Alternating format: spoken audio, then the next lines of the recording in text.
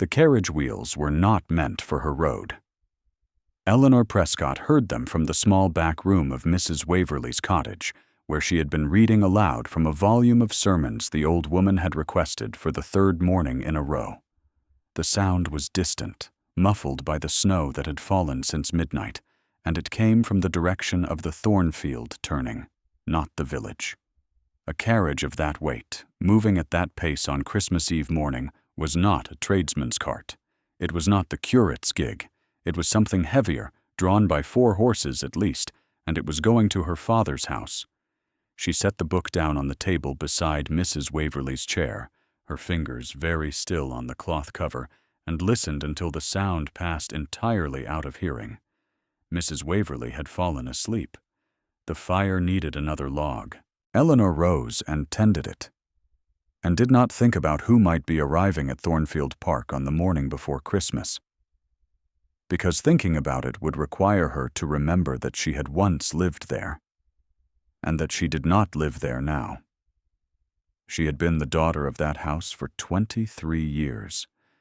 She had played the pianoforte in the east drawing room every evening after supper, while her father read in the chair nearest the fire. She had arranged the Christmas garlands herself, had chosen the candles, had set the table for 14, and had stood at the door to greet every guest her father welcomed. 14 months ago, Sir William Prescott had died quietly in that same chair, with his hand still resting on the arm, and his spectacles folded on the side table.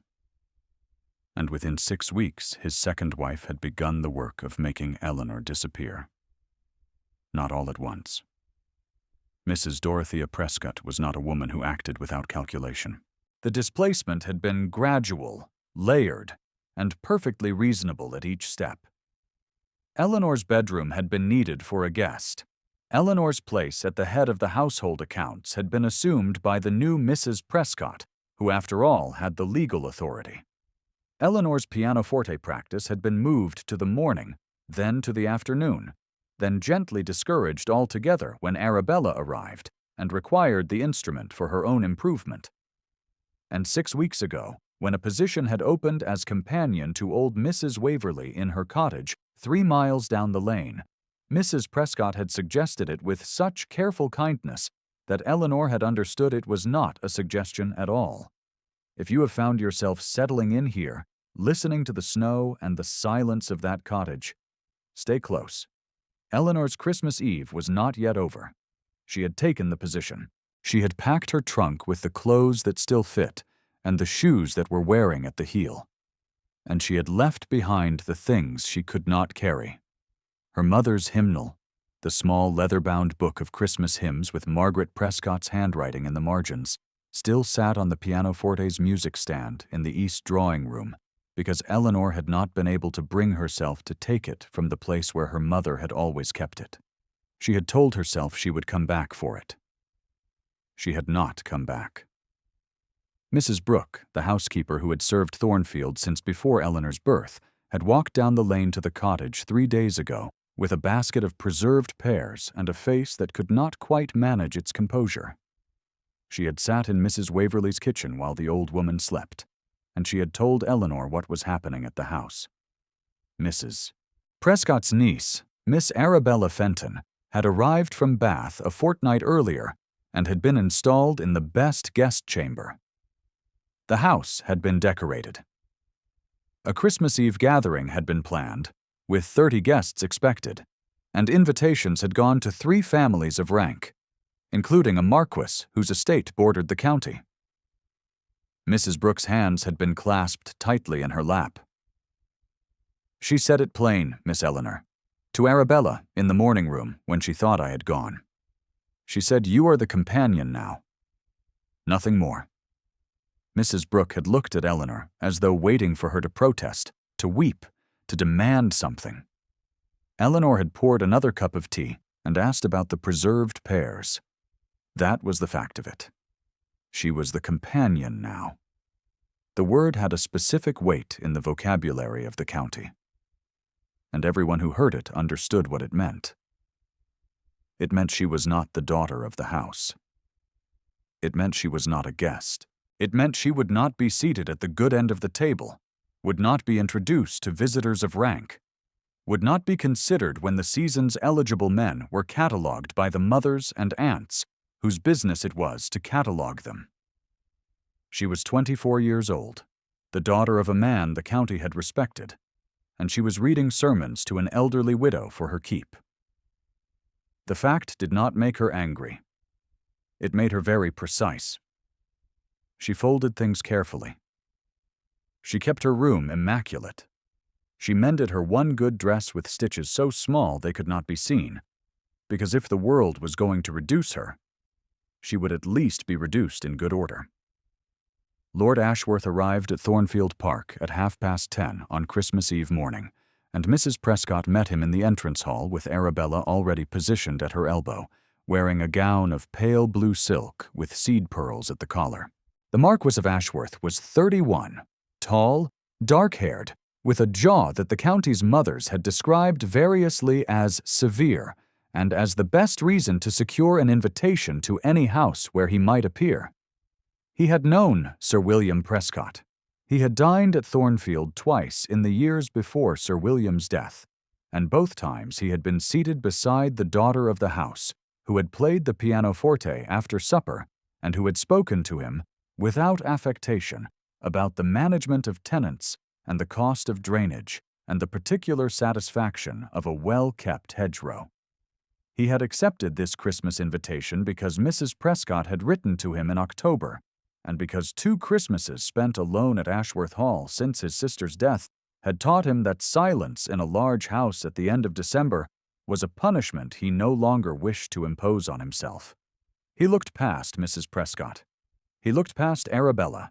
His gaze moved to the east drawing-room, where the pianoforte stood against the far wall with its lid closed and no one sitting before it, and something in his face, which was already composed and carefully still, became more carefully still. "Miss Prescott," he said. His voice was level. "I had understood she would be here." Mrs. Prescott's smile did not falter. "Miss Prescott is settled very comfortably with Mrs. Waverley. A companion's position, you understand. Quite suitable. May I present my niece, Miss Fenton, who has been so looking forward to your arrival." Lord Ashworth looked at Arabella Fenton for precisely the length of time good manners required, and not one breath longer. He inclined his head. He said nothing else about Eleanor Prescott. And Mrs. Prescott took his silence for satisfaction. She was wrong. And the satisfaction she had mistaken it for would cost her a great deal before the snow stopped falling, though she did not know that yet. He went to the church. It was the village church of St. Andrew's, a quarter-mile past the Thornfield gates, and the Christmas Eve morning service was not for another 2 hours, and he went anyway. He told Mrs. Prescott he wished to walk. He did not explain further. He took the path through the churchyard where the yews stood heavy with snow, and he stopped at the lych gate because Eleanor Prescott was already there.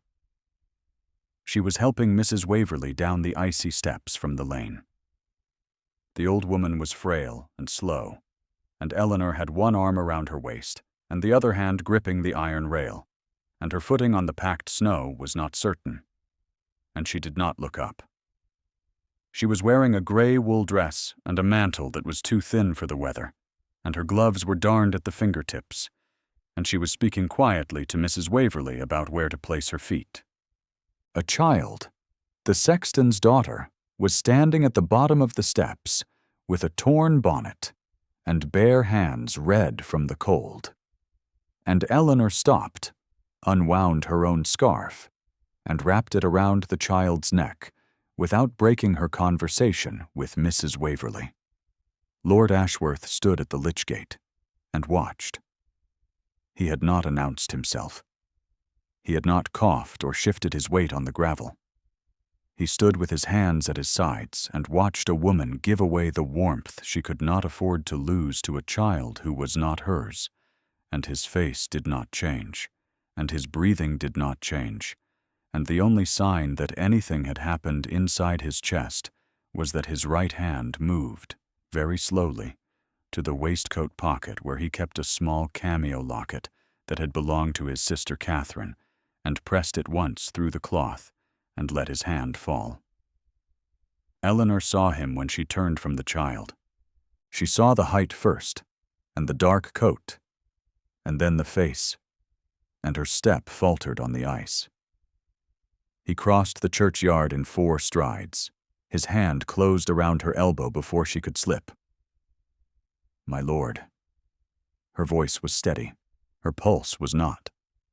She could feel it in her throat, where the scarf had been and was no longer. "You will take my carriage back to the cottage after the service," he said. "The road is ice." He did not ask. He did not smile. He looked at Mrs. Waverley, inclined his head, and offered the old woman his other arm for the walk to the church door. Eleanor stood still for 3 seconds, with the cold on her bare neck, and the heat where his hand had been at her elbow. And her body knew something her mind would not yet permit. And she followed them inside. The church was cold and smelled of beeswax and stone, and the particular dampness of a building that has held the same congregation through 200 winters. The pews were half full. The Reverend Mr. Hartwell had not yet appeared from the vestry, and the organist was playing something slow and seasonal that echoed in the high nave. Lord Ashworth guided Mrs. Waverley to a pew near the front, settled her with a care that surprised Eleanor, who had not expected a marquis to know how to arrange a shawl around an old woman's shoulders, and then took his place in the pew behind them. She could feel him there. Not his voice, not his gaze, not any specific action she could name and dismiss. She could feel the fact of him, the way one feels a fire across a room without looking at it, a warmth that arrives before the eye confirms its source. She opened her hymnal, realized she did not have her hymnal, realized her hymnal was at Thornfield on the music stand of a pianoforte she was no longer permitted to play, and folded her hands in her lap instead. During the reading, Mrs. Waverley's hand began to shake where it rested on the back of the pew. Eleanor covered it with her own. The old woman's fingers were thin and cold, and Eleanor held them gently, rubbing small circles against the papery skin with her thumb. And she did not know that Lord Ashworth, seated behind her, had watched that gesture with the same absolute attention he had given the scarf at the churchyard steps.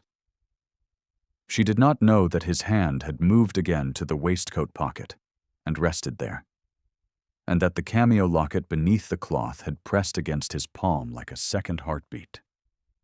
She did not know these things because she was not looking at him, and because the wound she carried, the wound of 14 months of careful diminishment, had taught her that people of his station did not look at people of hers, and that if they did, it did not mean what the body wanted it to mean.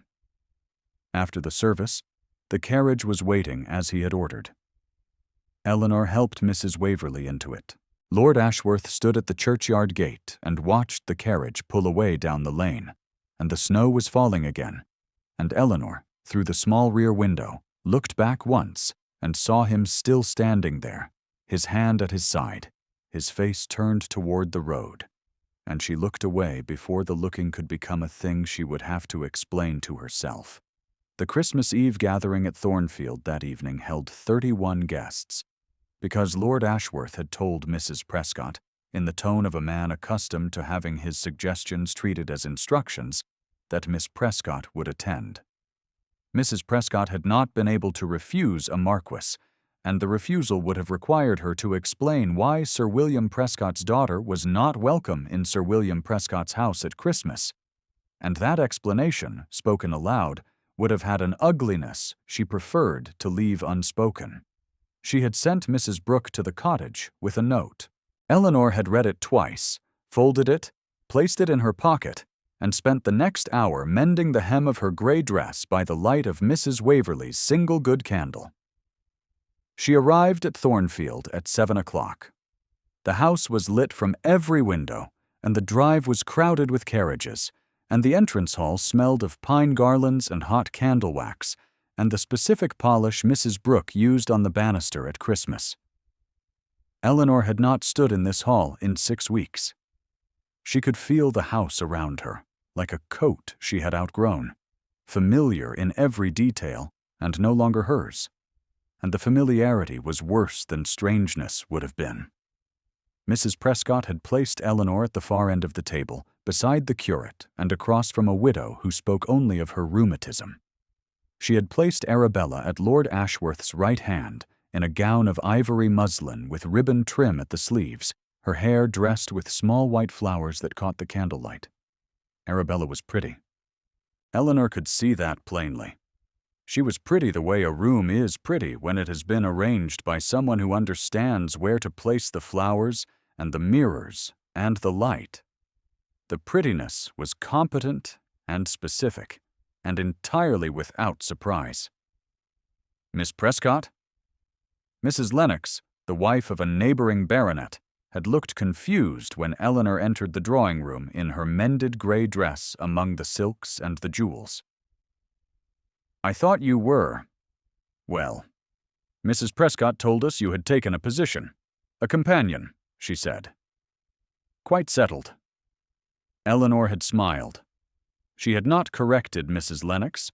She had taken her seat and eaten her supper, and watched Arabella speak to Lord Ashworth with the practiced animation of a woman who has been coached in the art of conversation with eligible men. Lord Ashworth responded to each of Arabella's remarks with the same measured courtesy he might have offered the curate. He did not lean toward her. He did not lower his voice. He did not permit his attention to narrow to the woman beside him, and Eleanor, from the wrong end of the table, observed this absence of narrowing and did not permit herself to draw any conclusion from it. After the second course, Arabella played a sonata on the pianoforte. The execution was competent. The music was joyless. Eleanor sat with her hands folded and listened to someone else play the instrument that had once been hers, in the room that had once been hers, and she did not look at the music stand where her mother's hymnal no longer sat, because Mrs. Prescott had moved it, had tucked it into the bench seat beneath the instrument, as though it were scrap paper. And Eleanor did not know this yet. Lord Ashworth did. He had gone to the pianoforte before supper, while the guests were assembling, and he had lifted the lid of the bench and found it there. A small leather-bound book of hymns with a woman's handwriting in the margins, the ink faded and the pages soft from use. The name on the flyleaf was Margaret Prescott, Eleanor's mother. He had closed the bench without taking it. He had looked at Mrs. Prescott across the room, and his expression had been the expression of a man who has discovered something that confirms what he already suspected. And Mrs. Prescott had seen that look and interpreted it as admiration for the polished silver and the well-dressed niece, and the successful removal of the inconvenient stepdaughter.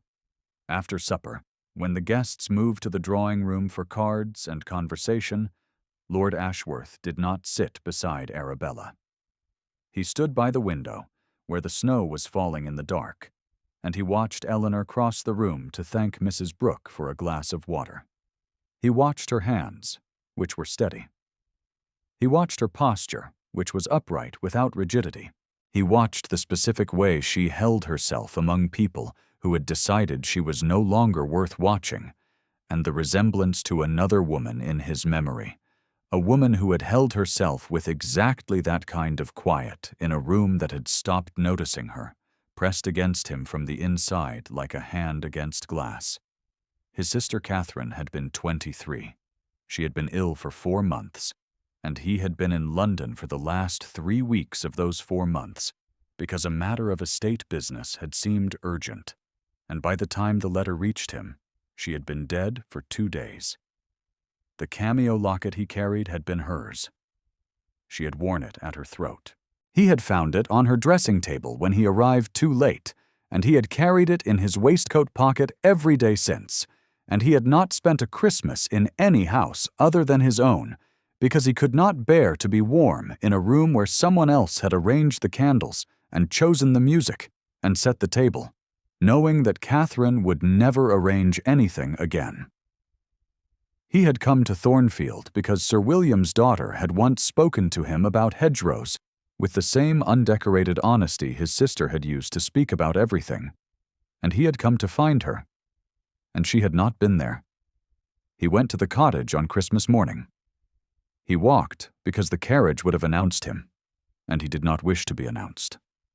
The lane was deep in fresh snow, and the hedgerows on either side were white and still, and the only sound was the crunch of his boots and the distant bells from St. Andrew's calling the parish to the morning service. He had not slept well. He had lain in the guest chamber at Thornfield and stared at the ceiling and thought about a woman in a gray dress making toast in a kitchen that was not her kitchen, and the thought had joined the older thought, the one he carried everywhere, of a woman in a white nightgown, lying very still in a bedroom he had reached 2 days too late. Catherine had not been angry with him. She had left a letter on the dressing table beside the cameo locket, and the letter had said only that she hoped he would not blame himself, and that she had been warm, and that the candles had been lit. She had asked Mrs. Ellison, her nurse, to keep the candles lit. He had read the letter once, and folded it, and placed it inside the locket's case, and he had blamed himself anyway, because the instruction not to blame himself was the kind of instruction a dying woman gives to a brother she knows well enough to know he will not follow it. He found Eleanor in the kitchen, preparing Mrs. Waverley's breakfast. The old woman was still asleep upstairs. Eleanor was wearing the same gray dress, and her hair was pinned simply, and her hands were occupied with a pot of tea and a plate of toast cut into small squares. And when she saw him standing in the open doorway, with the snow on his shoulders and the cold morning light behind him, her hand stopped moving. Her lips parted. She did not speak. "Sit down," he said. "You have not eaten." She had not. He could see it in her face, in the slight hollows beneath her eyes that had not been there the last time he had dined at Thornfield, in the way her collarbone stood sharp above the neckline of the gray dress. She sat, because the quiet authority in his voice left her no room to refuse without making a production of the refusal, and he took the chair across from her, and for a moment they sat in Mrs. Waverley's kitchen, with the snow coming down outside the window, and neither of them spoke. Then he told her, in his level voice, that her mother's hymnal was in the pianoforte bench at Thornfield, and that he had seen it, and that he would see it returned to her before the day was out. Eleanor's hands were in her lap. Her right thumb pressed against the knuckle of her left hand, and the pressure was the only sign that anything he had said had reached the place where she kept the things she could not afford to feel. The kitchen was very small. The table between them was barely 2 feet across, and she could see the texture of his coat, the dampness of the snow melting on the wool, the line of his jaw set against some restraint she could not name. She was aware of his hands on the table, large hands, still, with a precision to them that matched the precision of his voice. She was aware that if she moved her own hand forward 3 inches, her fingers would touch his sleeve, and she did not move her hand forward 3 inches. "That is kind, my lord. You did not need to come." "I did." The 2 words sat in the kitchen between them. Eleanor did not ask what he meant. She could feel her heartbeat in the thin skin at her wrist, and she could feel the exact distance between his shoulder and the doorframe, and she could feel the warmth of the room changing around a presence that did not belong in it, and that she did not want to leave it. And she said nothing. And he said nothing. And the kettle sang on the hob, and Mrs. Waverley stirred upstairs, and the silence held for 7 seconds before he turned and walked back out into the snow. If the snow and the silence and the space between them have held you this long, stay a little longer. Christmas Day at Thornfield was not yet finished. Mrs. Prescott had planned the Christmas Day dinner as a coronation. 40 guests, the county's best families, the Reverend Mr. Hartwell to say grace. Mr. Thurston, the family solicitor, had been invited because Mrs. Prescott wished him to witness what she had arranged, and Eleanor noticed him when she arrived. A small, neat man in a brown coat, seated at the middle of the table with his hands folded.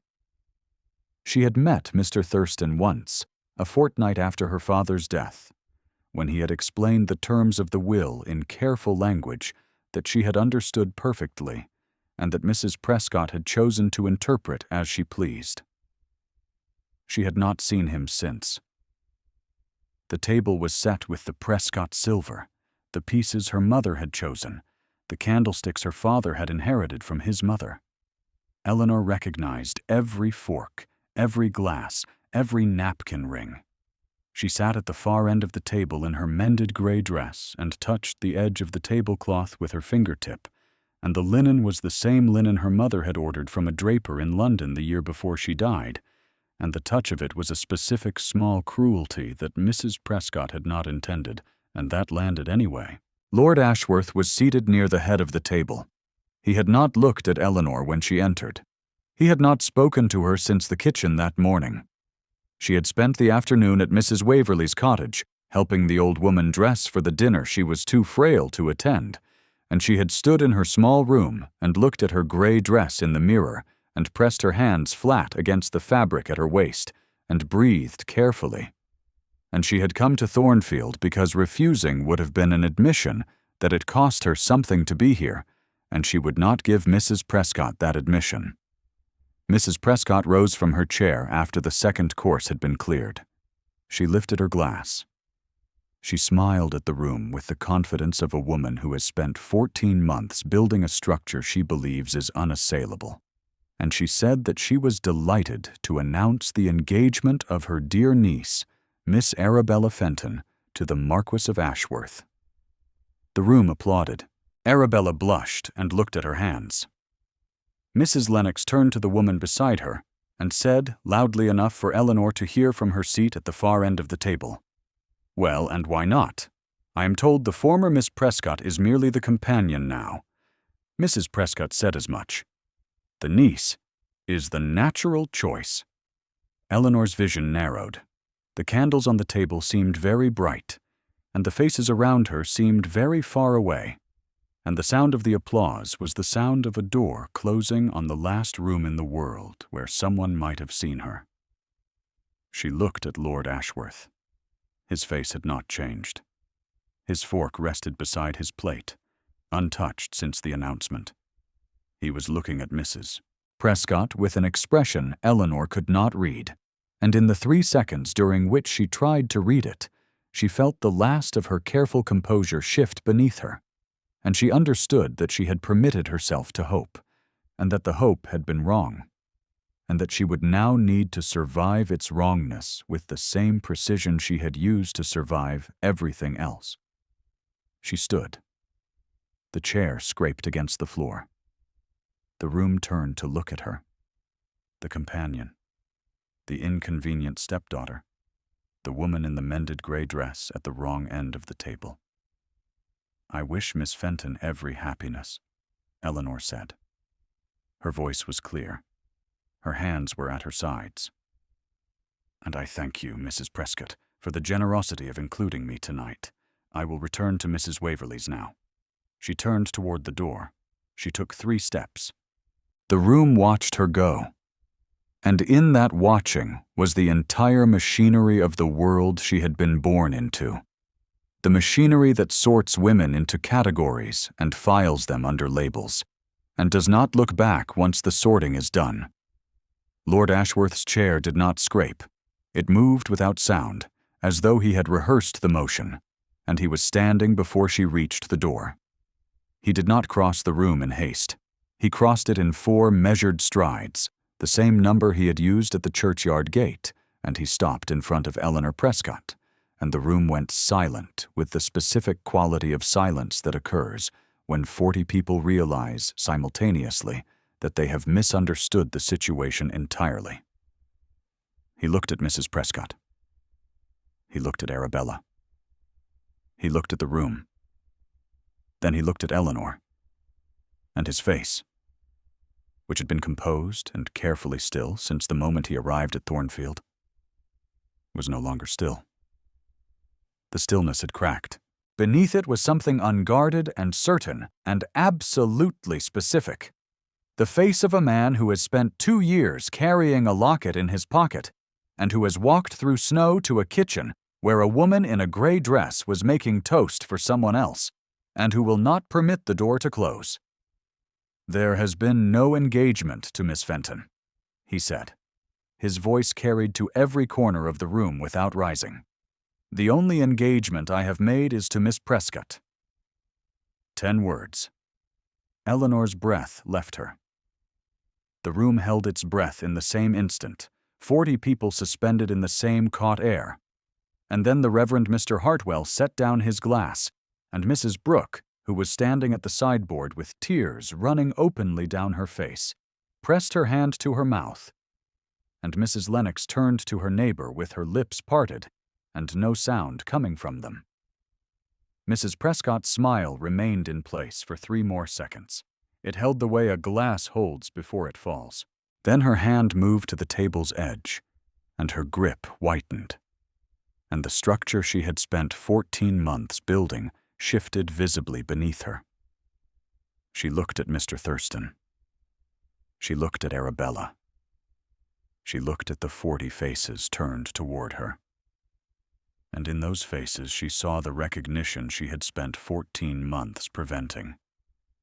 The recognition that she had taken a man's daughter from her own home and installed her niece in the daughter's place, and presumed to announce an engagement that did not exist, and that the room had watched her do it. "My lord," her voice was thin, "surely you do not mean—" "Arabella is. She is the suitable." "Miss Prescott," Lord Ashworth said again, and the repetition was not emphasis. It was correction. His voice had not risen. His posture had not changed. He stood before Eleanor with the same measured stillness he had held at the churchyard gate and at the kitchen doorway. And the stillness was not coldness. The stillness was the container for something too large and too specific to be expressed any other way.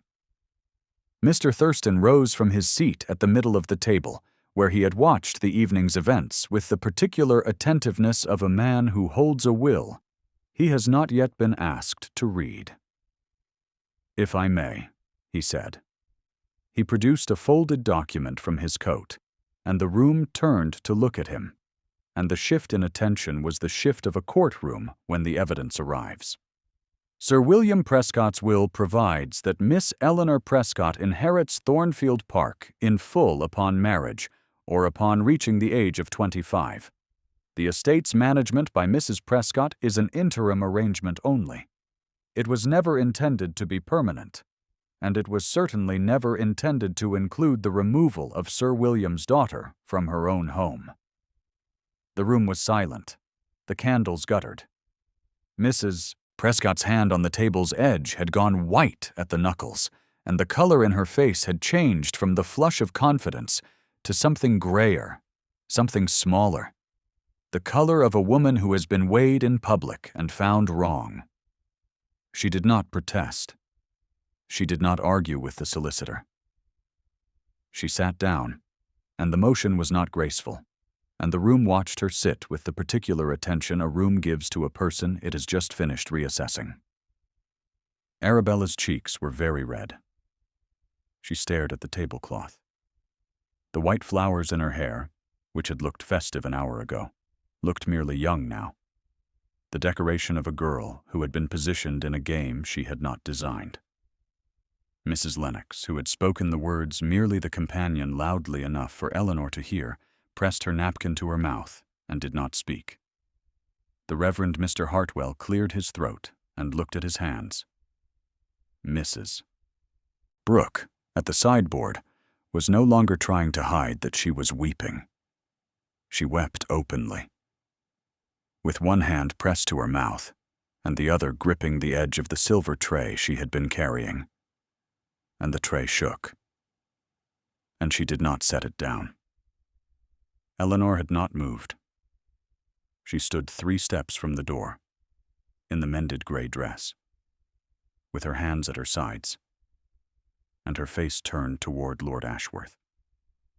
And for a long moment she did not speak.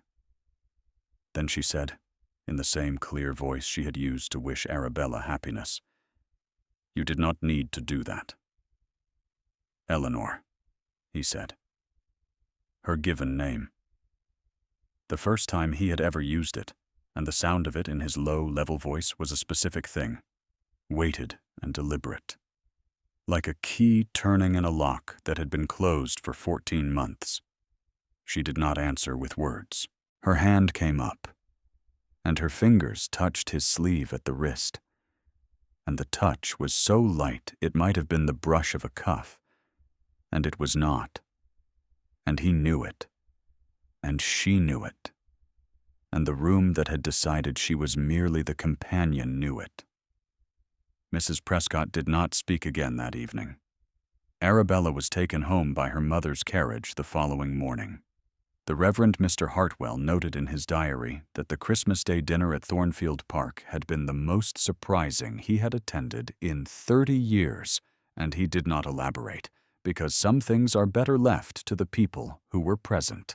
Mr. Thurston returned to his office in the village and filed the paperwork that would transfer the estate's management according to Sir William's original terms, and Mrs. Brooke aired the best guest chamber and the east drawing room and set a fire in every grate, because Eleanor Prescott was coming home. They did not speak much that first evening. The guests had gone. Mrs. Waverley had been settled with a new companion, a cheerful woman from the village whom Eleanor had recommended. The house was quiet. Snow fell past the windows of the east drawing room, and the fire threw shadows against the ceiling. And Eleanor sat at the pianoforte for the first time in 6 weeks, and opened the bench, and found her mother's hymnal exactly where Lord Ashworth had told her it would be. She opened it. The pages were soft from 20 years of handling, and her mother's handwriting filled the margins, small and clear, noting which verses to repeat and where to pause, and on the last page, in a hand slightly less steady than the rest, a single line that read, "For Eleanor, when she is old enough to play them herself." Lord Ashworth stood beside the fire. The cameo locket was in his hand, not in his pocket. He held it openly, and the firelight caught the tiny painted face of his sister, and he did not close his fist around it. "Catherine would have liked you," he said. The words were quiet. They were not a declaration. They were a private thing, offered in a private room, and Eleanor heard them for what they were. She began to play. A hymn she had known since childhood, one her mother had marked with a small star in the margin. The notes filled the east drawing room the way water fills a bowl, slowly and then entirely, and Lord Ashworth stood by the fire and listened. And the snow kept falling. And Thornfield Park, which had spent 14 months under the management of a woman who had tried to make it forget Eleanor Prescott, remembered. The last note hung in the warm air. The fire settled. The snow lay deep along the lane where a carriage had come on Christmas Eve morning, carrying a man who had expected to find a woman at her father's house, and who had found instead that she had been sent away, and who had crossed a churchyard and a kitchen and a crowded room to bring her back. The hymnal rested open on the music stand where Margaret Prescott had always kept it, and Eleanor's hands rested on the keys, and the house was quiet, and she was home. Thank you for staying until the end. If Eleanor's journey moved you, leave the smallest sign that you were here.